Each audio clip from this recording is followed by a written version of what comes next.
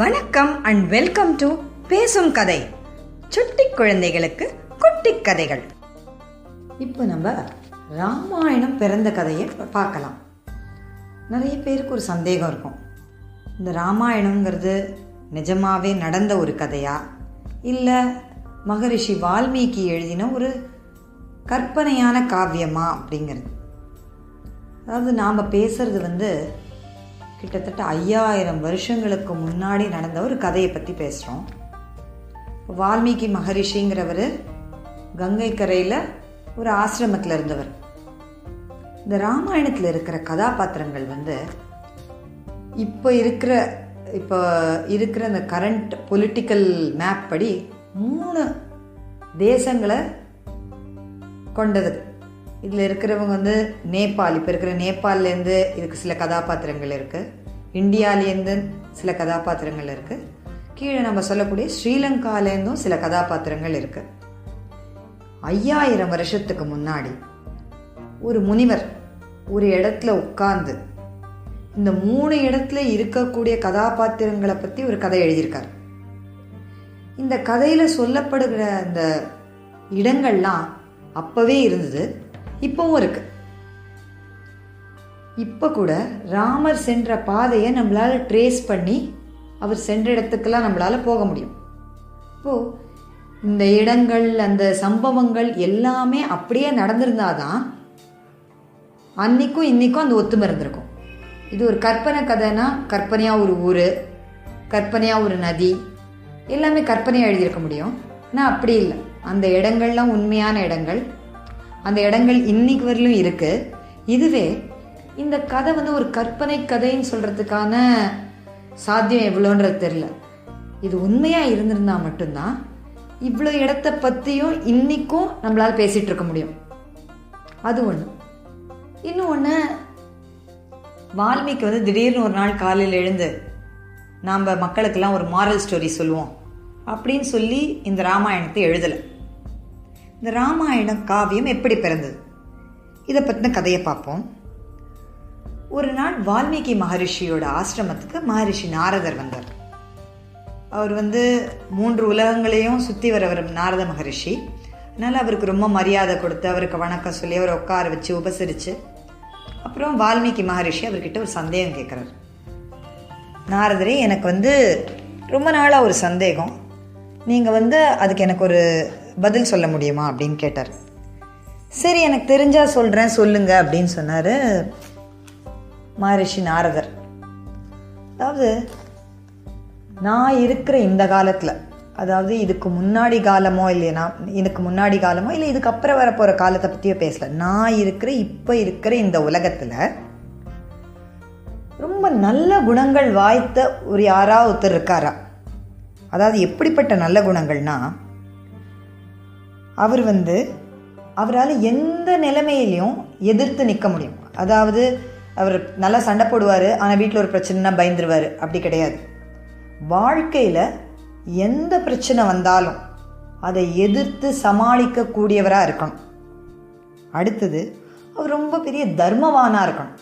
தர்மவான்னா, தர்மங்கிறது இது இந்த உலகத்துக்கு நல்லது தரக்கூடிய செயல்களை செய்யக்கூடியவராக இருக்கணும், ஒரு தர்மவானாக இருக்கணும்.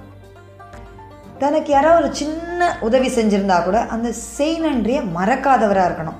அது சின்ன ஹெல்ப்பு தானே, இது யார் இருந்தாலும் செஞ்சுருப்பாங்க, அப்படி இல்லை, நமக்காக இவர் இவ்வளோ பெரிய ஹெல்ப் பண்ணியிருக்காரு அப்படின்னு தனக்கு யாராவது செஞ்ச நன்றியை ரொம்ப நல்லபடியாக நினைவில் நினைவில் வச்சுட்டு அதுக்காக பிரதியுபகாரம் முடிஞ்சால் கூட பண்ணக்கூடியதவராக இருக்கணும்.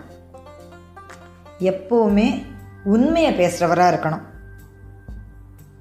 அதுக்கப்புறம் அவர் ஒரு முடிவு எடுத்துட்டார்னா அந்த முடிவில் மாறாமல் இருக்கிறவராக இருக்கணும். அதாவது எப்படின்னா, ஒரு சின்ன எக்ஸாம்பிள் சொல்லணும்னா, நம்ம சில நேரம் நினைப்போம், நாளைக்கு காலையில் 5 மணிக்கு எழுந்து நம்ம முதல்ல படிக்கணும், இல்லை ஒரு எக்ஸசைஸ் பண்ணணும், இல்லை ஒரு தியானம் பண்ணணும் அப்படின்னு நினைப்போம். ஆனால் மறுநாள் காலையில் 5 மணிக்கு அலாம் அடிக்கும்போது இன்னைக்கு மட்டும் ஒரு 1/2 மணி நேரம் தூங்குவோம், நாளையிலேருந்து இதை பண்ணுவோம் அப்படின்னு நினைப்போம். ரொம்ப ரொம்ப சாதாரணமான ஒரு எக்ஸாம்பிள் இது. அந்த மாதிரி, ஆனால் எந்த முடிவு எடுத்தாலும் நம்ம ஒரு முடிவு எடுத்துட்டோம், அந்த முடிவில் நிலைச்சு நிற்கக்கூடியவராக இருக்கணும்.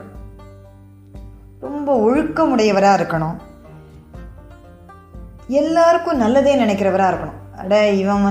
இவன் வேற, அவன் வேற, அவனுக்கு நல்லது இல்லை, இவன் நம்ம ஆள் இல்லை அப்படின்னு நினைக்கிறவர் இல்லை. யாரை பார்த்தாலும் அவர்களுக்கு நல்லது நினைக்கிறவராக இருக்கணும்.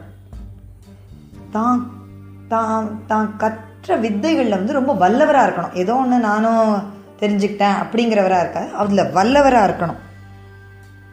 அப்புறம் இதெல்லாம் போதாதுன்னு அவரை பார்த்தாலே பார்த்துட்டே இருக்கணும் போல இருக்கணும். அவரை பார்த்து ஒருத்தர் பயப்படக்கூடாது. இல்லை என்னப்பா இப்படி போய் ட்ரெஸ் பண்ணியிருக்காரு இவர் அப்படின்னு நினைக்கக்கூடாது. அவர் பார்த்தா சரி இன்னைக்கு நாள் பூரா இவரை பார்த்துட்டே இருக்கலாம் போல இருக்கே அப்படிங்கிற மாதிரி இருக்கணும். தன்னுடைய உணர்ச்சிகளை அடக்கக்கூடியவராக இருக்கணும். அதாவது ஒரு சின்ன எக்ஸாம்பிள் சொல்லணும்னா, டாக்டர் சொல்லியிருப்பார், இது பாருங்க 1 மாதத்துக்கு நீங்கள் ஸ்வீட் பக்கமே போகக்கூடாது அப்படின்னு. நமக்கு அடுத்த நாள் யாரோ ஒருத்தர் ஒரு நல்ல ஸ்வீட்டு நமக்கு பிடிச்ச லட்டு எடுத்துகிட்டு வராங்கன்னா, சே ஒரு லட்டு சாப்பிட்டா நல்லாயிருக்கும் போல இருக்கே, ஒன்று தான் டாக்டருக்கு தெரியவா போகுதுன்னு நினைப்போம் நிறைய பேர். அந்த மாதிரி இல்லாமல் தன்னுடைய உணர்ச்சிகளை தன்னோட கட்டுப்பாட்டுக்குள்ளே வச்சுக்க தெரிஞ்சவராக இருக்கணும்.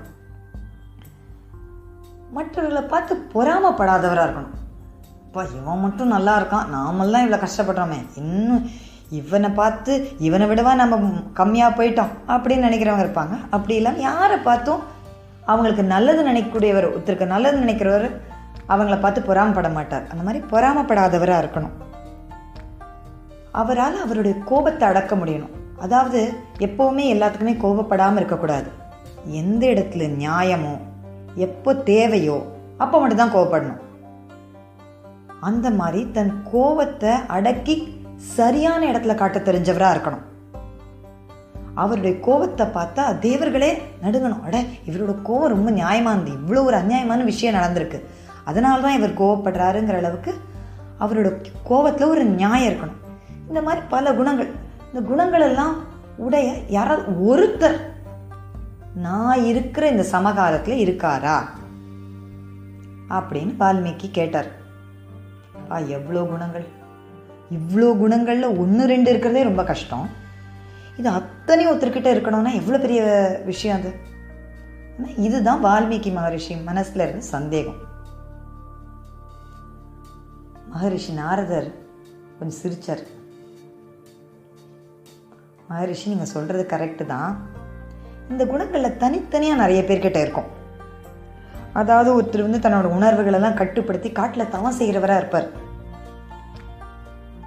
ஆனால் அவர் போய் உலகத்துக்கு நல்லது ஒரு சண்டை போடணும், ஒரு தர்மத்துக்காக சண்டை போடணும் அப்படின்னா அவரால் முடியாது.